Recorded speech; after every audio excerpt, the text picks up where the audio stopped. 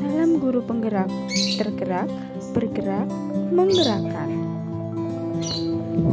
Bapak Ibu guru yang hebat, pada kesempatan kali ini izinkan saya memaparkan koneksi antar materi, kesimpulan, dan refleksi modul 1.1.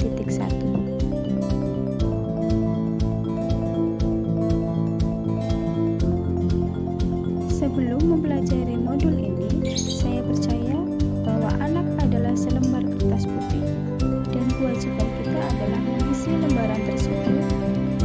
Saya juga percaya bahwa guru harus selalu di depan, memberikan contoh, guru harus serba tahu dan mentransfer pengetahuannya tersebut kepada murid tanpa melibatkan mereka dalam pencarian konsep pengetahuan tersebut.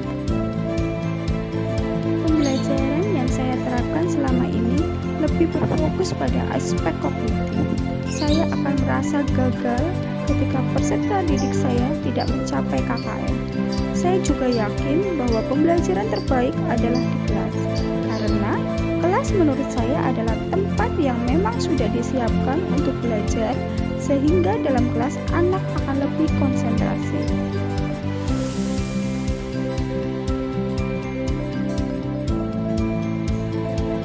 Setelah mempelajari modul 1.1 ini, cara pandang saya terhadap pembelajaran berubah dan kepercayaan saya selama ini juga terputus.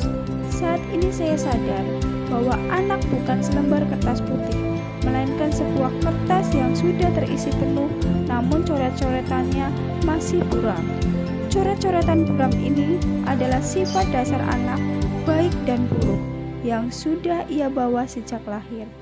Tugas kita sebagai pendidik adalah menuntunnya, menebalkan coret-coretan yang baik dan semakin menyamarkan coretan-coretan yang buruk.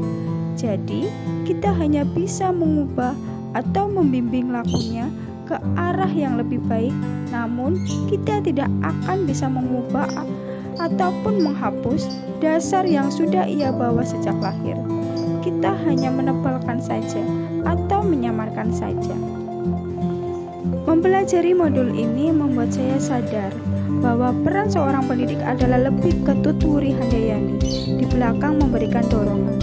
Kita harus memberikan kebebasan kemerdekaan kepada peserta didik dengan segala kodratnya, sehingga mereka mempunyai inisiatif, berpikir kreatif dan inovatif, mampu menemukan sendiri konsep ilmu pengetahuan, bukan hanya sekedar disuapi oleh guru.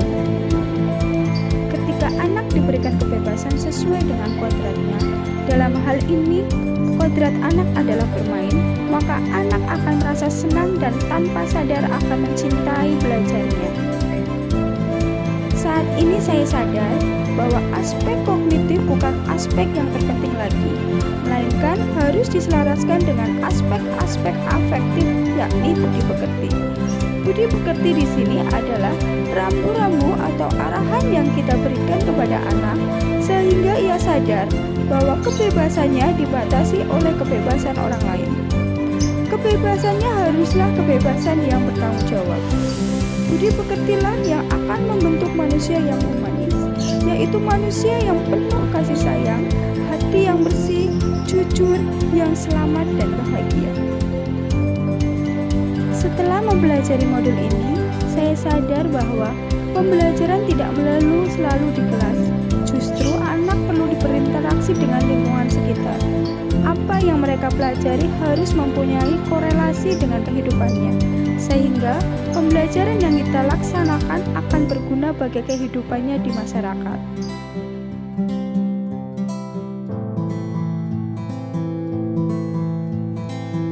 Hal yang akan segera saya lakukan adalah menerapkan merdeka belajar dalam pembelajaran saya. Saya akan mengajak peserta didik untuk turut serta dalam perencanaan pembelajaran, sehingga mereka akan antusias dalam mengikuti prosesnya. Saya akan mendorong peserta didik saya untuk berpikir kreatif, inovatif, dan memiliki inisiatif dalam mengembangkan gagasannya, sehingga mandiri dalam menemukan konsep-konsep ilmu pengetahuan. Dalam pemberian kebebasan kemerdekaan belajar, tentu saja saya juga akan tetap memberikan rambu-rambu atau arahan agar anak tidak kehilangan arah. Saya akan menerapkan melakukan proses atau akhir pembelajaran. Saya juga akan meminta dukungan dari orang tua dan lingkungan sekitar, karena bagaimanapun sekolah, orang tua, dan lingkungan sekitar adalah tiga aspek pembentuk karakter dan budi pekerti seorang anak.